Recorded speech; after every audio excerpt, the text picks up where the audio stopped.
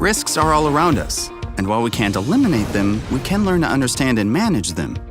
Risk is best understood as frequency times consequence, meaning the more often you do something that can end up really bad, the higher the risk.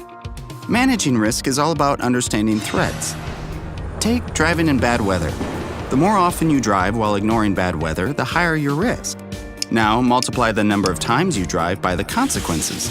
Skidding on wet roads, getting stuck during flooding, damage to your car, or worst case, getting washed away in a flood. So, what can we manage? Poor maintenance, tires and wiper blades, carelessness, driving too fast, lack of information, weather reports, flood warnings. How you manage these threats directly affects your risk level. That's true. If the forecast calls for thunderstorms and I have to drive, I listen to the traffic reports to know which roads are affected. Why chance it if the road conditions are dangerous? No. When I decide to drive, I take my time and keep my distance. But if there are any reports of roads flooding, that means no driving, period. It's just a little rain, and I'm a really good driver. Plus, the worse the storm, the less traffic on the road. Roads flood. I've never had any trouble getting my car through a flooded street before. Why fix something that isn't broken? If I have somewhere to be, the weather isn't going to stop me. I pay attention to the weather and traffic reports, and I judge the visibility for myself.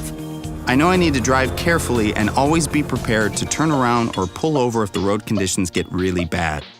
If I know my trip takes me through any roads or areas that usually flood during a storm, I'll wait it out. I'd rather be a little late than take the chance of ruining my car or worse. Let's say you live in a flood zone. Your town needs to decide how to manage the risk by building levees. The community has to meet to decide how much of their taxes should be allocated to flooding precautions. Do they prepare for the infrequent worst case or for the more common scenario? The stronger levees would withstand the bigger storms, but will cost a lot more to build. I love my home, and I know I'm in a flood zone. My home and my family are worth protecting. I vote for building the strongest levees that would protect our community from the strongest storms. It's expensive, but why take the chance of a disaster? Come on, we shouldn't be wasting money on rebuilding the levees. We haven't had any major problems for years. What's a little water in the basement? It'll dry out. I own a wet vac. Save the tax money for something important. I totally agree that we should look at what happened in the past. What are the consequences of a flood and how likely is a bad one? I'd rather not take chances. We should take a look at the existing levees and then decide how to make the repairs and updates. Nature can be brutal. We can't eliminate the risks, that's not life. But we can reduce our risk levels by understanding the threats and managing them. Risk, not chance.